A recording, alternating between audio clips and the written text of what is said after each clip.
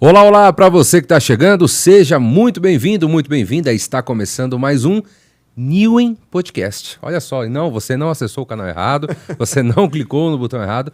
Muito pelo contrário, o podcast se agora é Newin Podcast. Olha só, né, Camilo? É isso aí. Ao meu lado aqui, Camilo Manfredi, apresentar. Tudo bem, Tripod? Tudo certinho, e você? Graças a Deus. Não mudamos aqui também, importante deixar claro, né? Exatamente, o conteúdo é o mesmo, É o mesmo. o funcionamento é o mesmo, mas ano novo, vida nova. E também nome novo, né? Novo então, só explicando para vocês aí de casa, da audiência, você deve ter reparado aí no canal, nas nossas comunicações, que a gente deu uma alterada na logo, demos uma alterada no nome, mas isso por uma questão estratégica, para a gente se manter alinhado com os nossos conteúdos, mas de resto nada vai mudar, a qualidade é a mesma, a qualidade dos nossos convidados também serão as mesmas, né, Camilo? É isso mesmo. E também a gente sempre vai trazer conteúdo de qualidade para você. Então, por favor, continue nos apoiando com a sua curtida, com o seu comentário, com a sua sugestão. Beleza? Então agora, o podcast é Newin Podcast. Isso aí? É isso aí. Perfeito. Algo mais a acrescentar, Camilo? Não esqueci de nada, né? Não, na verdade essa integração. Existe a integração das empresas, né? Então Newin, Comunique, Cidino, então as empresas que estão por trás. Então a gente está integrando tudo em Newin para simplificar. Claro. Então a gente quer simplificar para que a gente possa gerar mais conteúdo e que a gente possa ter uma marca para dar foco. Então esse é o principal objetivo, é por isso que a gente está fazendo esse pequeno ajuste. Ok, isso mesmo, pequeno ajuste, né? Bom, dado então o recado inicial, vamos para o nosso convidado de hoje? Vamos lá. Para estrear essa nossa terceira temporada com o pé direito. A gente sempre começa lá em cima, né, Camilo? É isso aí. Maravilha, cara. Então fala pra gente sobre o nosso convidado de hoje. Vamos lá, é um prazer. Bom, ele é diretor de comunicação externa, comunicação interna e reputação. Tá? Com passagens pelo Grupo Casa, pela Universidade Presbiteriana do Mackenzie, também, Você S.A., Exame, e desde 2015, Tripod, ele vem assumindo novas responsabilidades na cervejaria Ambev. Pô. Então um grande convidado, tem muita experiência, teve uma carreira de um crescimento fantástico, vem lidando com questões da comunicação, questões externas, internas, com a questão nova que está em alta, que é a questão de reputação. Sim. Né?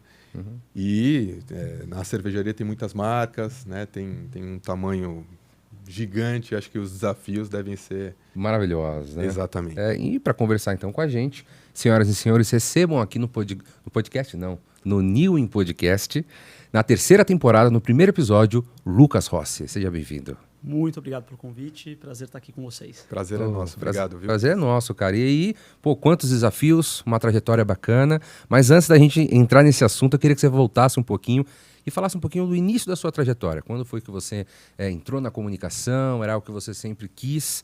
Conta um pouquinho pra gente. Formação, né? A formação, né? Porque é sempre um momento que a gente começa a se decidir. Tem pessoas que é assim, nunca me imaginei, mas a vida me levou. É né? verdade. E outras, sempre imaginei, sempre quis, é o meu sonho, e aí consegue. Mas mesmo assim acaba abrindo um pouco o leque para um lado, para o outro, mas vai seguindo.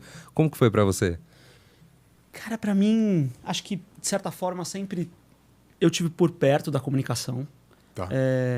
De gostar mesmo, né? Eu lembro de quando eu tinha uns 12, 13 anos, a gente assinou TV a cabo lá em casa.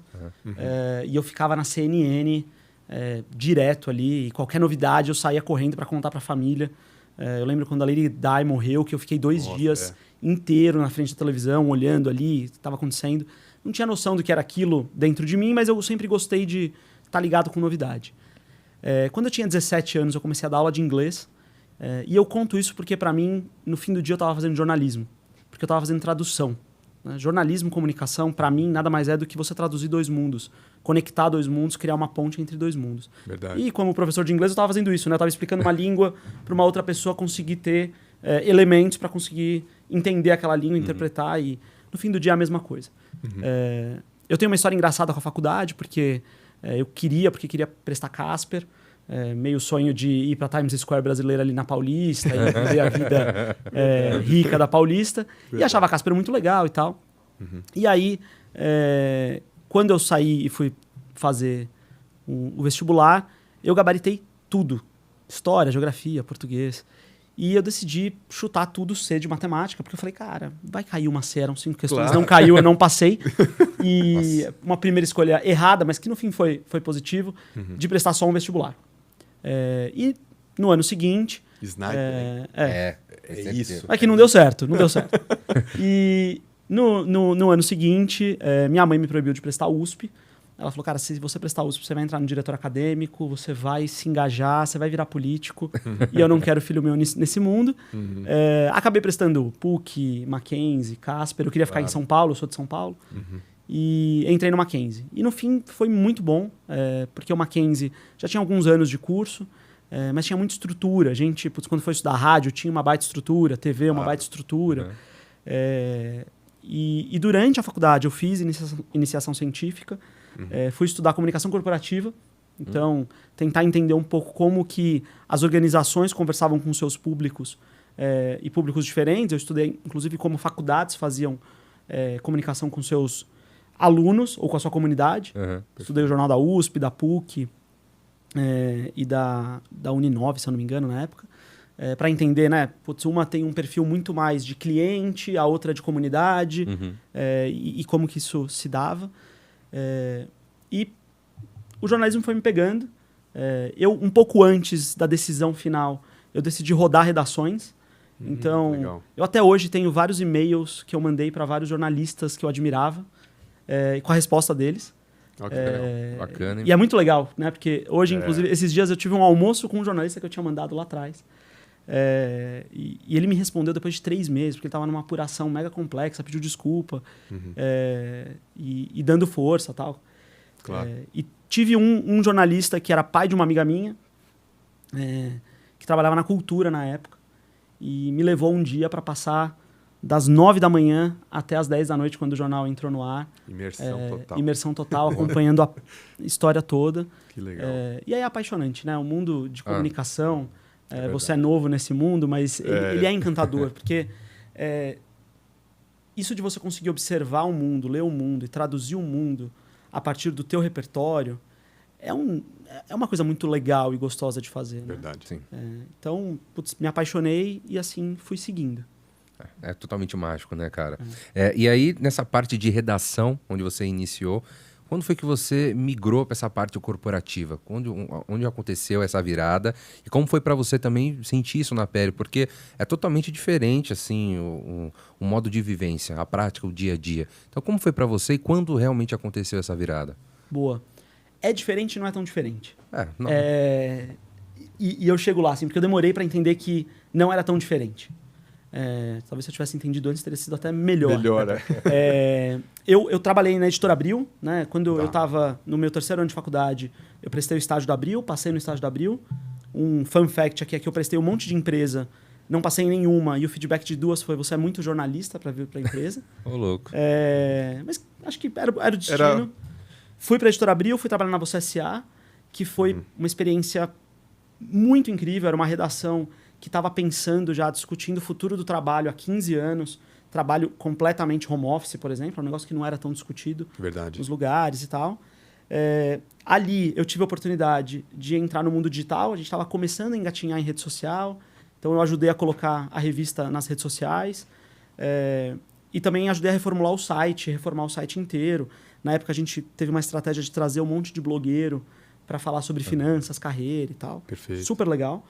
Depois, eu fiz curso Abril, que era o trainee da Editora Abril, né? Que era um dos cursos clássicos de formação de jornalista. Foi incrível, o meu ano foi o último ano que o Roberto Tivita, participou da banca.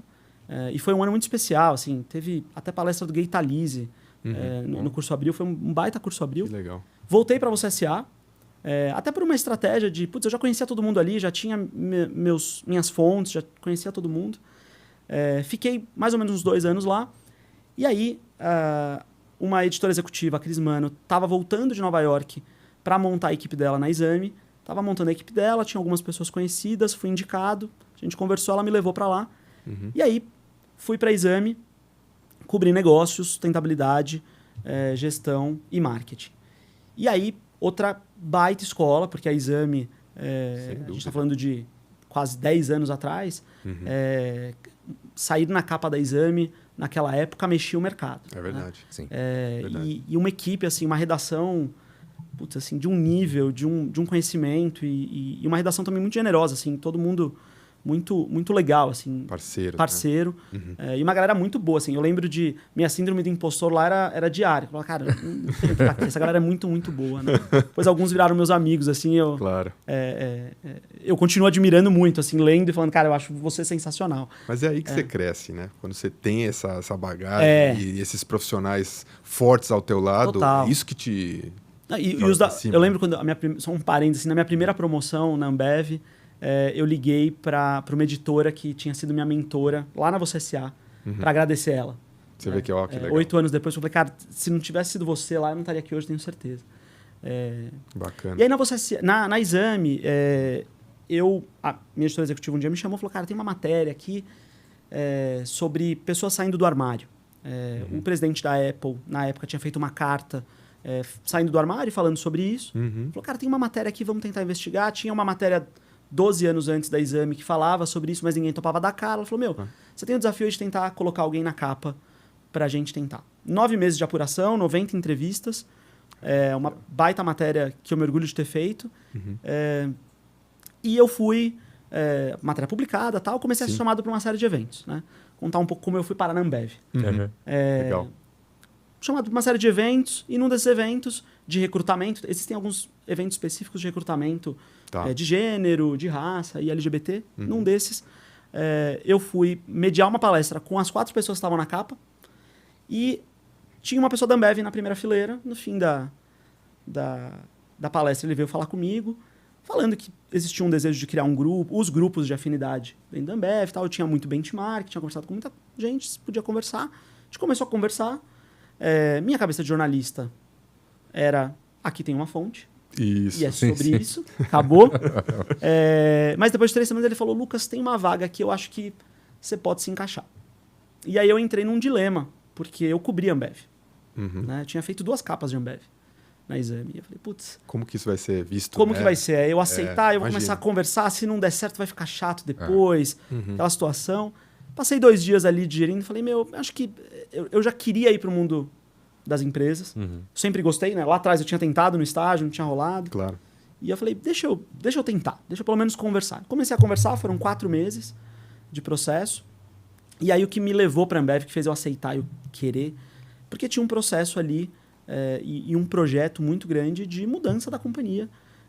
Tanto da parte do negócio, de como a gente estava mudando o negócio na época, né? Começando a estudar a mudança do negócio, como de cultura, de posicionamento, de relação com a sociedade. Era um projeto muito, muito grande. E aquilo me encantou. Eu falei, cara, aqui tem um negócio legal. Sem dúvida. De desenvolvimento. A migração, né? Voltando à tua pergunta, a migração entre redação para o mundo corporativo, ela é um pouco complexa, porque dependendo da sua senioridade na redação, você pular para o mundo corporativo, de fato, é um mundo muito diferente. Porque aí você vai ter um mundo aqui muito mais de planejamento, estratégia, de liderança e tal, que a redação às vezes você não tem. Às vezes você está tipo de trabalho, produzindo conteúdo. Sim, feito. Mas eu estava ali ainda num começo, meio de carreira na redação, eu não tinha equipe. Claro. E na Ambev eu não entrei já liderando um time. Né? Eu entrei na carreira mais júnior que tinha dentro do time de comunicação, que na época era gigantesco, de 2 pessoas. Eu e a diretora. Então me ajudou também, porque eu tive a oportunidade de fazer um monte de coisa sem ter a obrigação de já saber tudo. Sim. Né? Então isso me ajudou super. E aí fui desenvolvendo, entrei na Ambev cuidando de comunicação corporativa, principalmente. Perfeito. E de crise, de todas as situações ali. E já olhando um pouco de gestão de reputação, eu tinha levado a Merco para a Exame. A gente publicava na Exame o ranking da Merco. Chamei o pessoal da Merco e falei, cara, queria entender o estudo melhor, como que a gente compra, aquilo tudo. Comecei a estruturar ali, depois a gente até levou para uma outra área dentro da companhia por um tempo. E foi crescendo. Depois eu fui ajudar a Brand PR, que aí é um outro mundo completamente diferente. Esse foi um novo mundo mesmo, porque está muito mais conectado ao marketing, né? Como que você consegue marcas, né? Trazer credibilidade para um produto, para o consumidor, para a consumidora. E depois fiquei como uma espécie de coordenador das áreas e assumi a diretoria em 2018. Então, fiquei 3 anos mais ou menos na área, assumi a diretoria em 2018. Baita desafio também, né? Sem dúvida. Eu era muito novo, eu tinha 30 anos. E talvez compensa com energia, né? E talvez as pessoas não tenham dimensão. Eu sempre gosto de falar, as pessoas acham que tem a dimensão da Ambev. Mas as pessoas não têm a dimensão da Ambev. Né? Inclusive pessoas próximas, às vezes, do meu ecossistema. A gente tem, para vocês terem números, assim, 32 cervejarias ou refrigeranteiras, né? Unidades de produção. No Brasil, estou falando de Brasil. Perfeito. 100 centros de distribuição. Mais de 30 mil funcionários diretos, nossos. Quando a gente pega só de marca que a gente fala que é foco, ou seja, marcas que a gente, de fato... Que todo mundo conhece. Tem uma energia...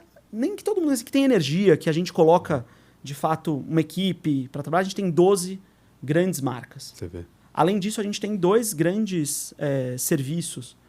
Um é o Zé Delivery, que é muito grande, que hoje está, se eu não me engano, em mais de 300 cidades já. E a gente tem o BIS, que é um marketplace B2B. Então, para quem é dono de bar, PDV, de restaurante, mercado e tal, consegue comprar ali tanto da Ambev como de 40 parceiros que já estão com a gente vendendo ali dentro. Então, é um mundo muito grande, mas mágico também. É incrível. Enfim, uma longa resposta aí para te dizer que... Maravilha. A trajetória. Fantástico. E, Lucas, pegando essa complexidade, esse tamanho de empresa, com todas as marcas, todas as frentes, como que está a estrutura de comunicação hoje? Quantas frentes existem na estrutura de comunicação? É claro que as macro frentes é aquelas que você comentou, então comunicação externa, comunicação interna e a preocupação com reputação, entrando no marketing, entrando nas estratégias das marcas e tal. Mas como que está a estrutura? Quais são as verticais? Como que vocês se organizam? Se tem pessoas que dão foco específico a um grupo de marcas? Como que está a estruturação de todo esse trabalho? Né? Legal. A gente na Ambev, a gente tem times bem enxutos internos, claro. Tá? Isso para quase todas as áreas. Perfeito. E a gente tem muito apoio externo. Tá? E isso tem uma lógica de negócio de se eu tenho a oportunidade de ter várias organizações, né, várias pessoas pensando diferente, de forma diferente, eu vou ter um ganho muito grande na composição.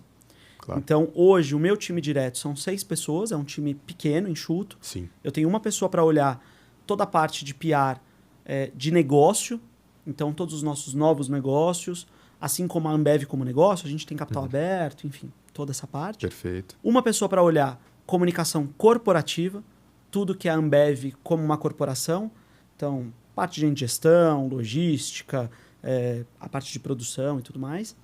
Tem uma pessoa para olhar brand PR e uma pessoa que ajuda essa pessoa.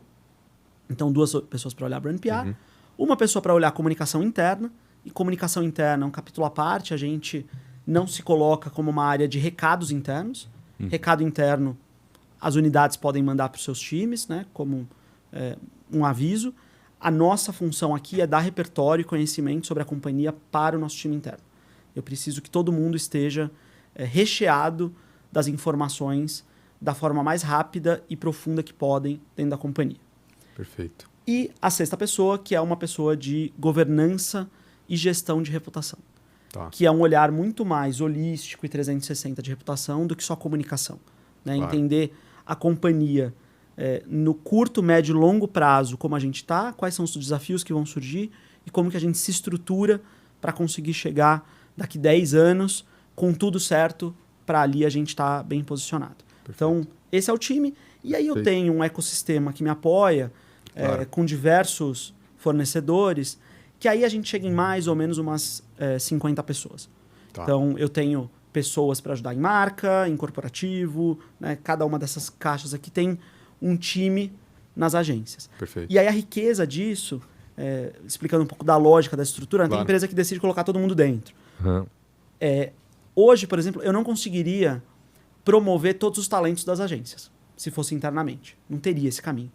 Mas dentro da agência, a pessoa pode sair da conta da Ambev e ir para uma outra conta promovido. Claro. E é bem interessante ver, quando a gente olha as agências, você tem um monte de gente hoje em nível de direção. Sim. Que passou pela Ambev.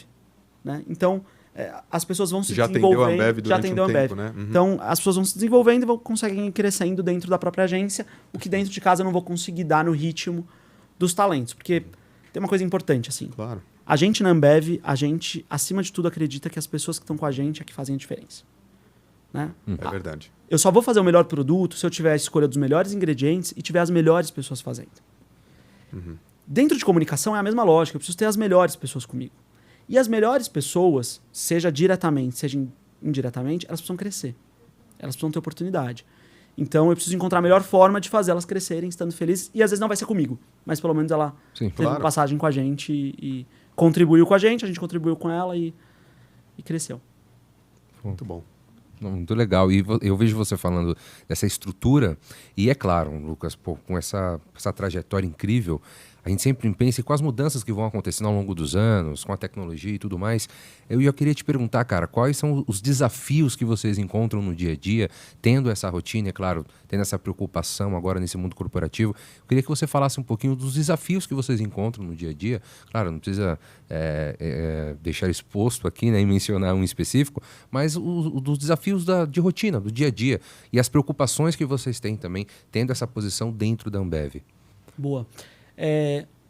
Eu te diria hoje, assim, minha maior preocupação é se todo mundo que está trabalhando com a gente, seja diretamente ou indiretamente, tá bem, tá tranquilo. E aí aqui eu incluo até a pessoa jornalista lá da ponta que liga e tá desesperada porque tá com uma pauta ali e tal. Essa pessoa também precisa estar bem. É minha preocupação. Né? Não vou deixar aquela pessoa sem resposta. Eu preciso ter uma preocupação genuína com aquela pessoa. Né? Então, a minha preocupação diária com as pessoas em as coisas caminharem bem, circularem bem. Acho que é uma preocupação inicial que, para mim, é base de tudo. Do ponto de vista da atividade, eu acho que a gente vive um mundo cada vez mais complexo de entender o contexto.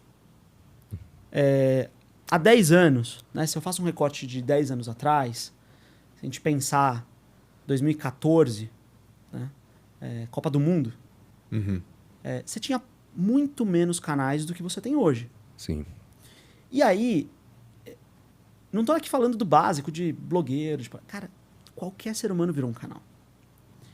E aí, como que você consegue determinar hoje, por exemplo, se uma coisa é uma crise ou não? Qual que é o termômetro de uma crise? Antes era claro, assim, se tem uma crise, saiu nos 5 principais veículos do país, pautou a conversa da sociedade, isso é um problema. Exato. E pro lado bom também, né? Saiu algo positivo nos 5 principais veículos, sucesso, brilhamos. E hoje?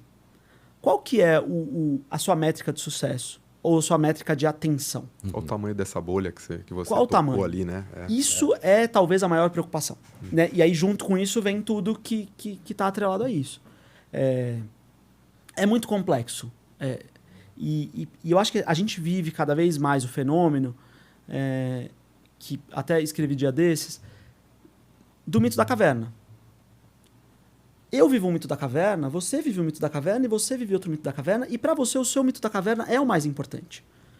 Porque o teu algoritmo te entrega o teu mito da caverna, as suas relações te entregam o teu mito da caverna, só que agora, dentro desse negocinho que você anda do seu lado, ele te dá uma dimensão de que parece que o mundo é esse.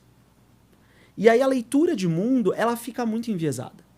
Então hoje, se dentro da tua bolha existe um assunto muito grande, para você esse assunto é o assunto da semana. Só que para mim e para ele não impactou em nada. Em que momento que eu vou entender que é grande ou em que momento que eu atuo aí? Né? Eu brinco assim, eu comecei faz 3 anos eu comecei um processo de emagrecimento, né? E aí perdi lá meus 15 quilos de gordura e tal. E aí o algoritmo ele entende, obviamente, porque você começa a procurar e tal. Alguma coisa ele tá fazendo. E aí eu lembro que um dia eu tava em alguma conversa e eu soltei acho que foi o Fake Neri. Fake Neri e tal. Piadinha de bar. Rodrigo Góes. Só eu conhecia no bar. Ninguém que tava... Porque ainda não tinha explodido, não tinha furado a bolha. Sim. Mas dentro do mundo... Para você já era algo... fitness, saudável e tal. Era gigantesco, ele já estava gigantesco. E a gente se esquece disso completamente. Então, acho que o maior desafio de longe é conseguir ter a sobriedade de interpretar isso. E, sendo uma pessoa do mundo corporativo, conseguir traduzir isso para dentro do mundo corporativo. Porque as pessoas dentro do mundo corporativo também são seres humanos que estão vivendo dentro de suas cavernas. Então, às vezes, para aquela pessoa, aquilo é um assunto que está gigantesco. Você fala assim, calma, beleza, vamos tentar resolver aquilo, né? Mas isso é para tudo, tá? Para absolutamente tudo. Sim. Então, acho que esse, para mim, é de longe o maior desafio que a gente tem hoje. O maior desafio. Perfeito. E nessa linha, Lucas, de imprensa, aí a gente entra na questão de imprensa, redes sociais, influenciadores. Sim. Né?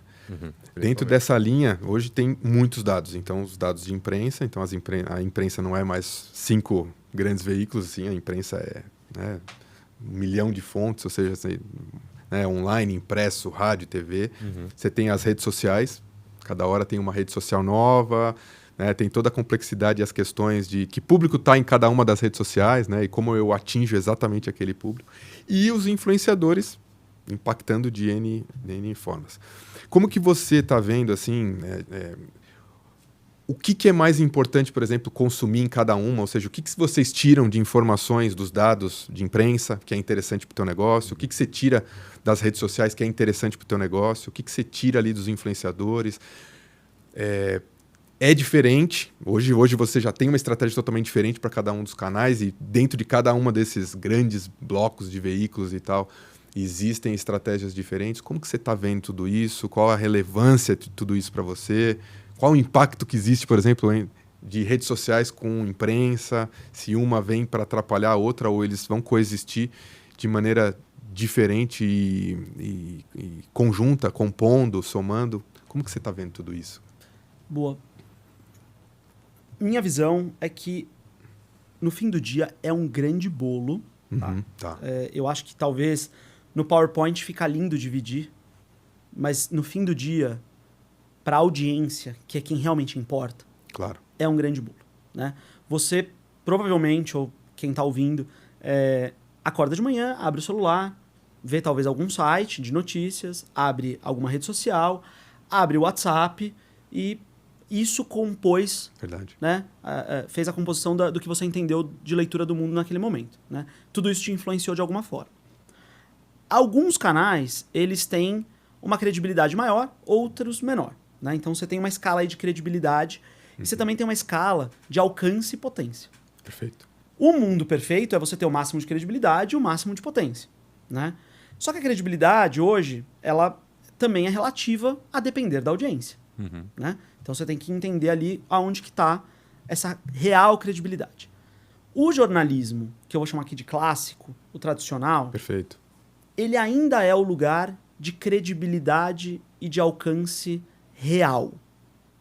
Então, quando sai o resultado da eleição, você pode até estar vendo, talvez, numa rede social, mas você espera ter certeza quando saiu num veículo de imprensa. Né? Ele ainda chancela. Tá. E se você... eu escuto algumas pessoas falando assim, não, mas a nova geração, ela talvez não vai ver na imprensa, mas ela vai ver o print do título na rede social de um canal de notícias nativo de alguma rede social. Chega de uma outra forma, mas acaba chegando no mesmo perfeito. É tudo ali. Então, a imprensa tem um papel de credibilidade, de alcance muito... que não vai mudar. Tá? Talvez diminua um pouco do tamanho que era, porque ela estava sozinha, né? Tinha ali sua dominância, mas ela tem sua super importância aqui. Os outros canais, eles servem como uma boa parte de disseminação. Então você pega, se tem um reality show muito grande, o reality show, ele é o assunto base e todo mundo se vale daquele assunto para criar conteúdo. Né? Tá todo mundo o tempo todo criando conteúdo. Exato. Quando você olha a curva de criação de conteúdo, ela não está em muitos lugares. O início dela não tem múltiplos lugares, ela tem poucos lugares. É que a partir da criação de um conteúdo, de um núcleo de criação, a interpretação muda completamente. Então você pega o reality show maior do Brasil, né? Tem 2 muito grandes.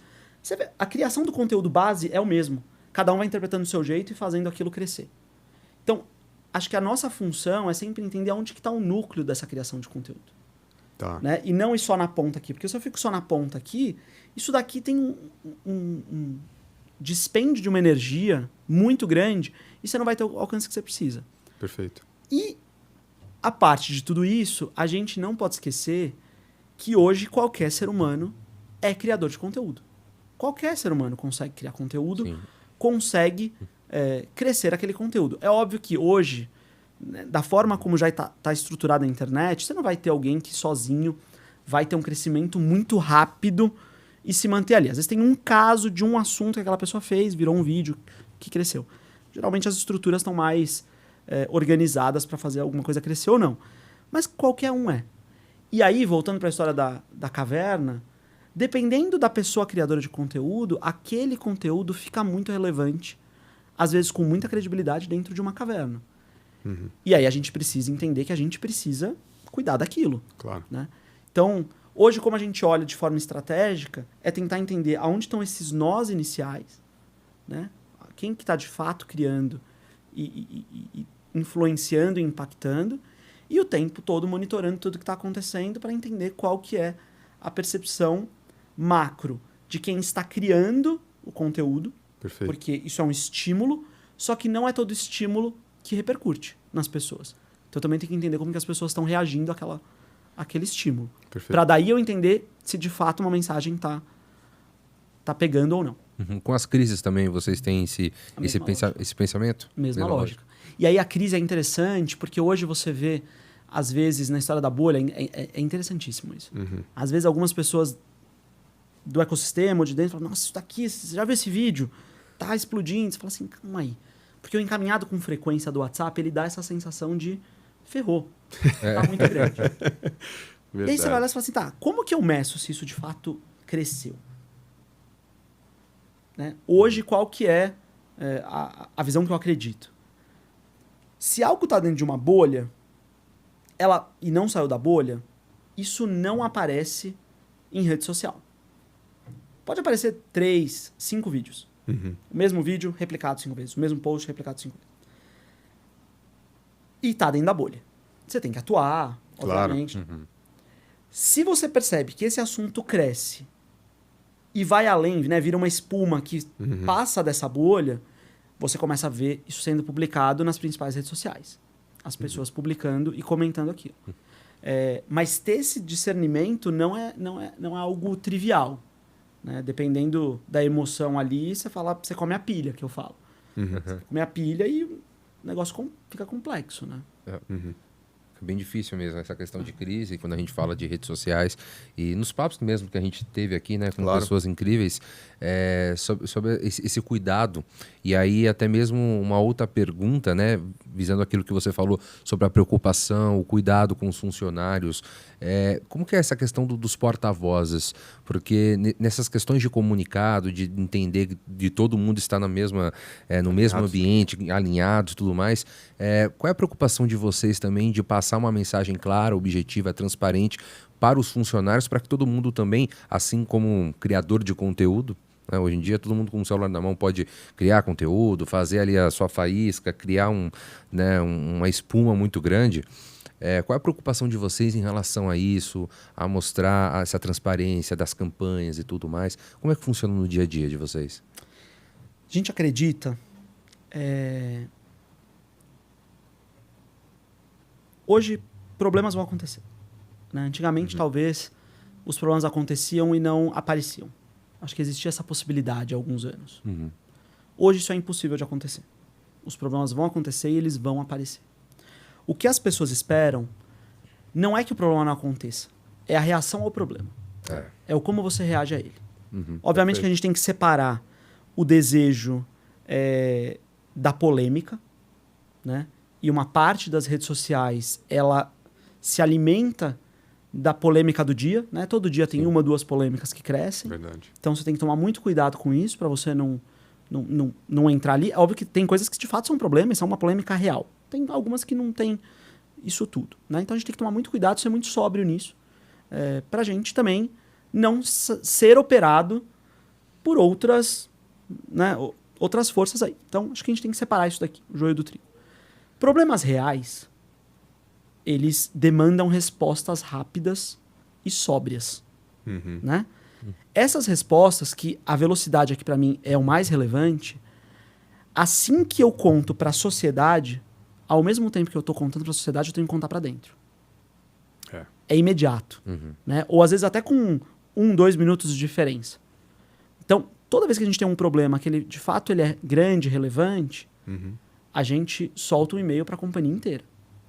Então, olha, aconteceu isso aqui. Perfeito. É isso daqui. Né? Essa daqui é a nossa...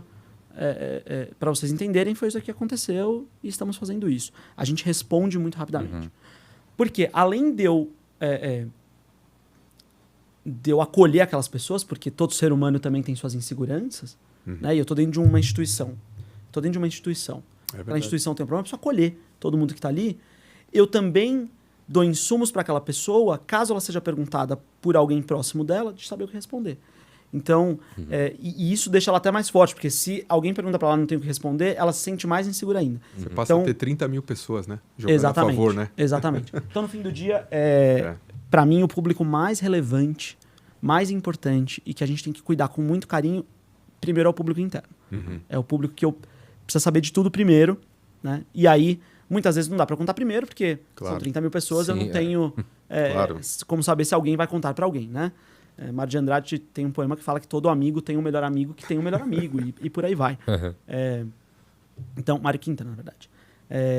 Então, a gente tem que tomar muito cuidado, mas eu preciso falar com eles ali imediatamente para acolher. Acho que a palavra acolhimento em comunicação, ela é pouco usada, mas para mim ela é necessária. Total. Comunicar é acolher. A partir do momento que eu explico e dou o insumo, te dou os elementos, você se sente acolhido, você vai interpretar a partir do teu repertório. Perfeito. Cada um interpreta a partir do seu repertório. Perfeito. Mas eu acolhi todo mundo que está ao redor. Pô, sensacional. E agora falando um pouquinho dessa parte estratégica, de comunicação, e lógico, com o passar dos anos, como é que você vê o mercado, né, pensando já com a Ambev, com as campanhas e tudo mais, a relação também com os stakeholders. Então, como que você está vendo o mercado e como você acompanha as mudanças, as tendências e como isso também está refletindo dentro da parte estratégica da Ambev? Boa. Eu tenho uma dinâmica e eu estimulo muito meu time de que qualquer rede social nova a gente tem que baixar. Você tem que baixar. Você tem que conhecer, você tem que fuçar. Tem que saber, né? Menos para se atualizar, de você criar conteúdo. Claro. E muito mais para você entender linguagem. Para você entender o que está na mesa ali, o que está se conversando, qual que é a estratégia. E isso me ajuda muito na estratégia. Quando você pergunta da estratégia, isso me ajuda muito na estratégia. Porque hoje, quando eu penso uma estratégia nova, por exemplo, muitas vezes um texto ou de estímulo ou de resposta, quando eu falo de estímulo é algo ativo, né? Eu já estou imaginando se alguém pegar essa narrativa e decidir fazer um vídeo no TikTok. Só que esse mesmo texto, ele tem que caber dentro de uma matéria.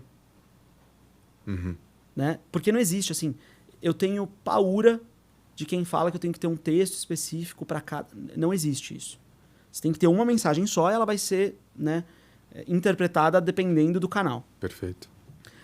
Mas eu já estou pensando, putz, se alguém for fazer um reactive, um vídeo de reação no TikTok com esse texto, como que vai ser?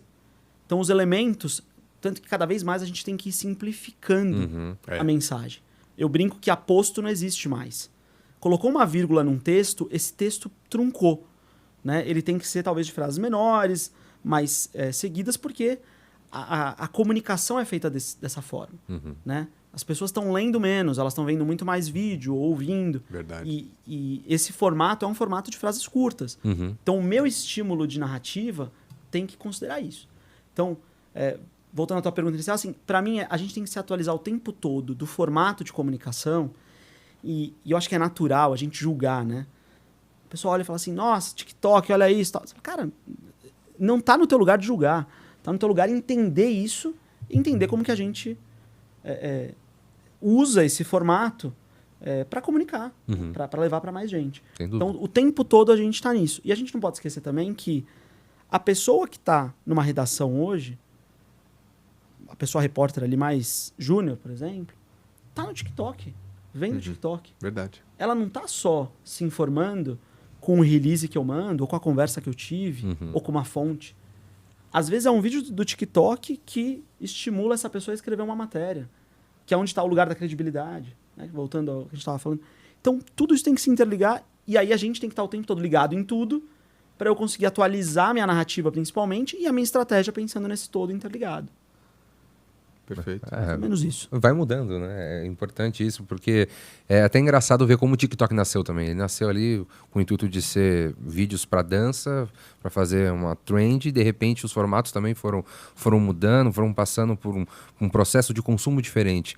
Então acho muito interessante isso, né? Porque o cara que tá ali da redação, com certeza ele tá vendo TikTok, com certeza ele tá se informando por lá também, né, Camilo? Exatamente. E, Lucas, hoje tem a participação total de comunicação na estratégia da empresa. Né? Então, a diretoria participa da estratégia, né?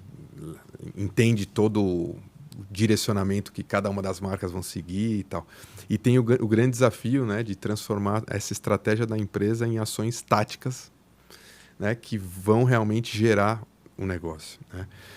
O que eu queria entender de você, e até poderia ter até link com a questão de gestão de reputação, ou a questão da reputação, que é a percepção que as pessoas têm do que você faz.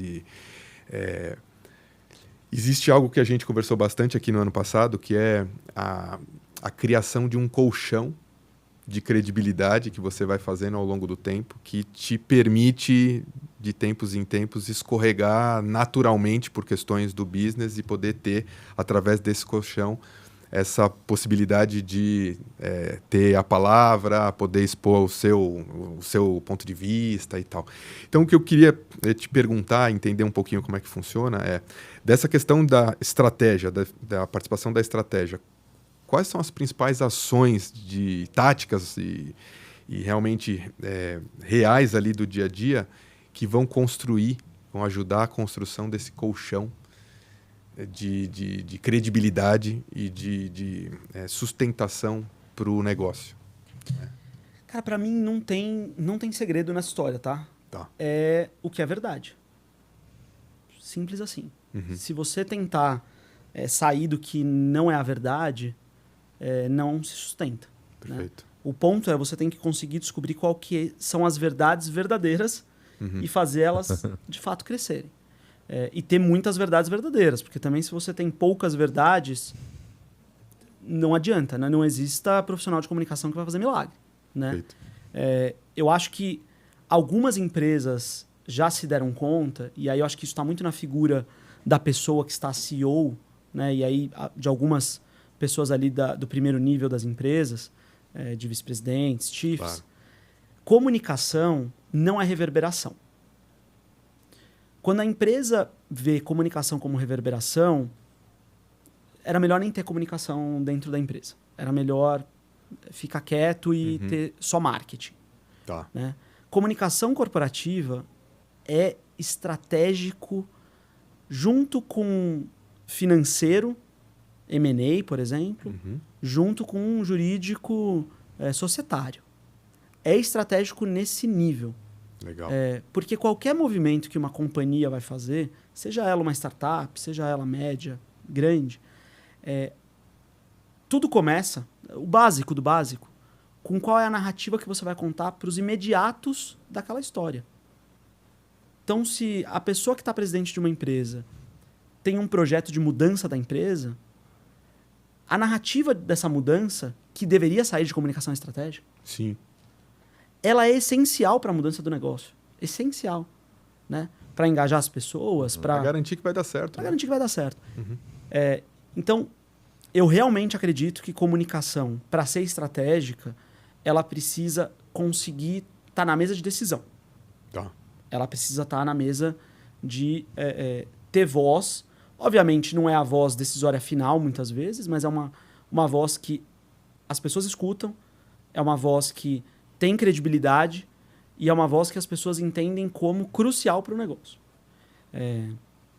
Quando a comunicação é vista dessa forma, você consegue levar o negócio para um novo patamar. É verdade. Né? Porque aí você consegue criar ali um ambiente para que todo mundo que esteja ao redor te ajude criando o colchão positivo. Né? O colchão positivo, para mim, ele é uma consequência bem posterior de algo que é muito mais nuclear e estratégico, que é de você estar na mesa de decisão. Então, não adianta a pessoa de comunicação estar ali tentando criar um monte de assunto positivo e falando com uma série de produtores de conteúdo, Mas na hora que o negócio está tomando uma decisão ali super crucial, que vai comunicar algo, porque toda decisão de negócio é uma comunicação. Toda decisão é uma comunicação. Se uma empresa decide fazer um M&A com outra empresa, aquilo é uma decisão, aquilo vai ser interpretado de alguma forma. Sem dúvida. Se a comunicação não pode estar nesse momento da decisão crucial, não há colchão reputacional que segure. Tá? Então, eu acredito que toda pessoa interpreta o mundo e interpreta os elementos do mundo, né? Uma empresa, uma pessoa, a partir do repertório que ela tem. O repertório, ele é base de como você lê o mundo. Os estímulos que vão sendo dados, os elementos que são colocados, eles ajudam você a dar um direcional para a tua percepção. Perfeito. O nosso papel é colocar esses estímulos na rua.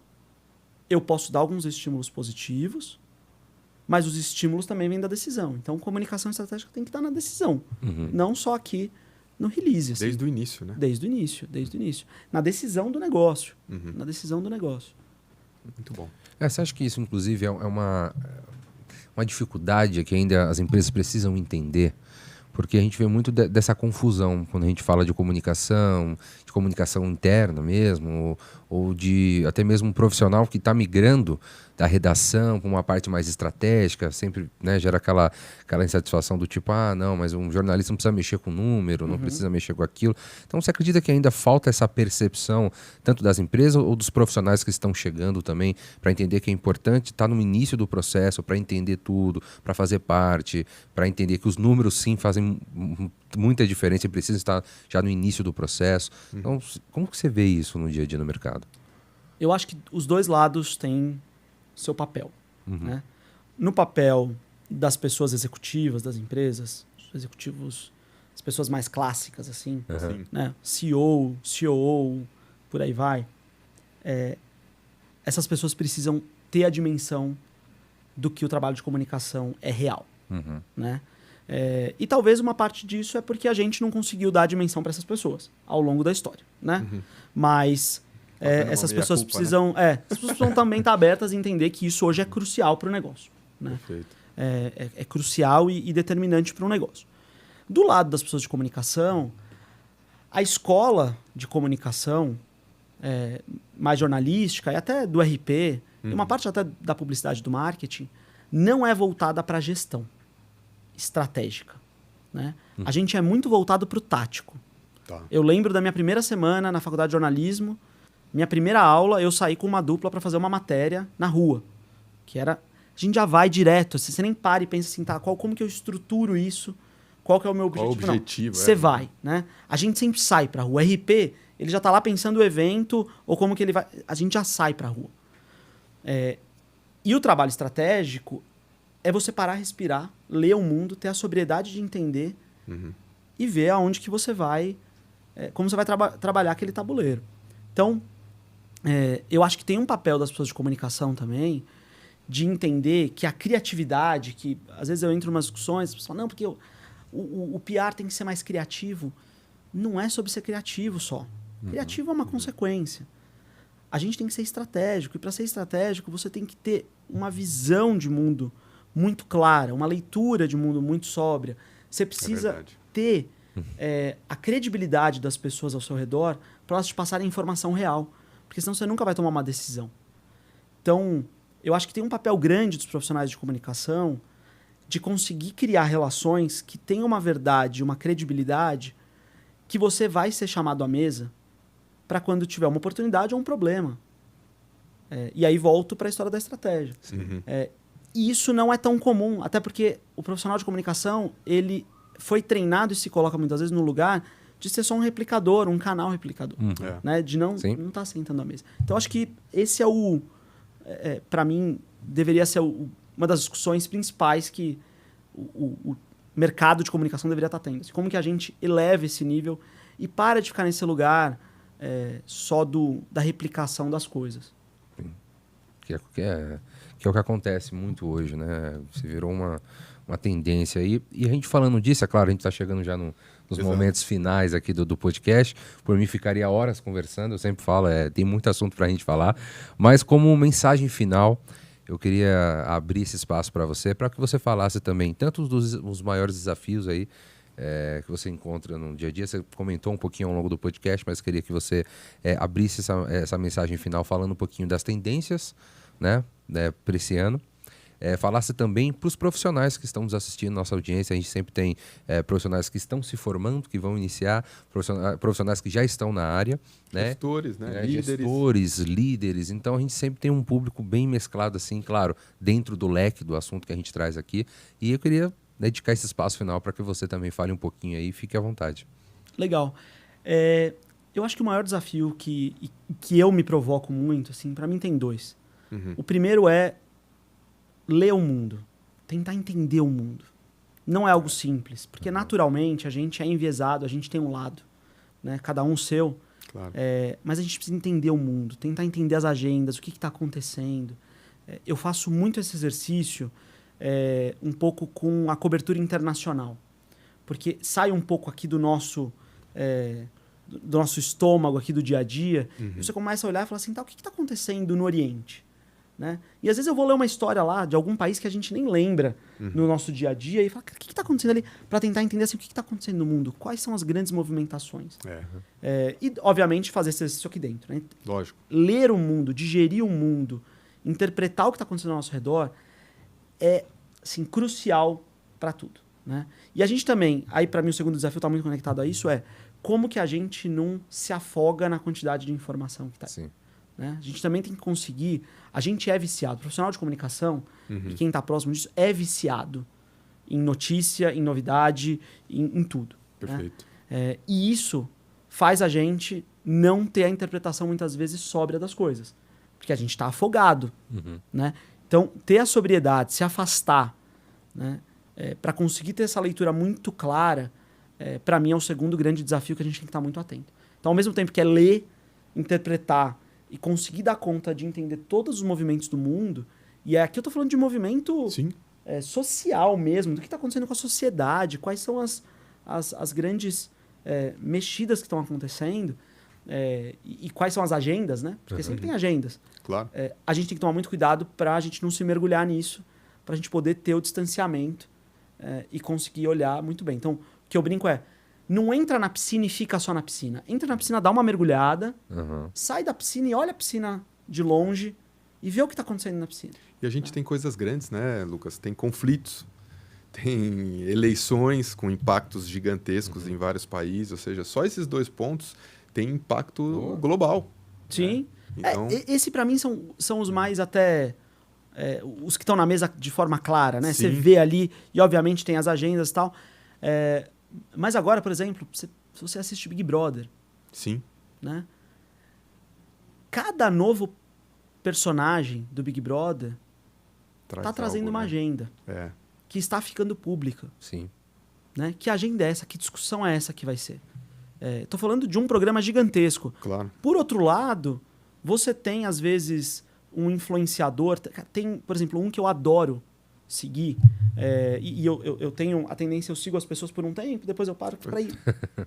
Diversificando, né? O Alisson, por exemplo, que é o Best, não sei se vocês conhecem, que é um influenciador do Paraná, de Ponta Grossa, que mostra a vida dele de forma muito comum, corriqueira. Né? É um cara que está conquistando as coisas agora. Claro. Ontem, inclusive, ele postou um vídeo que era a terceira vez que ele pegava avião. E aí eu comecei a reparar, né? Você tem o Ramon, que é um cara muito grande também no TikTok.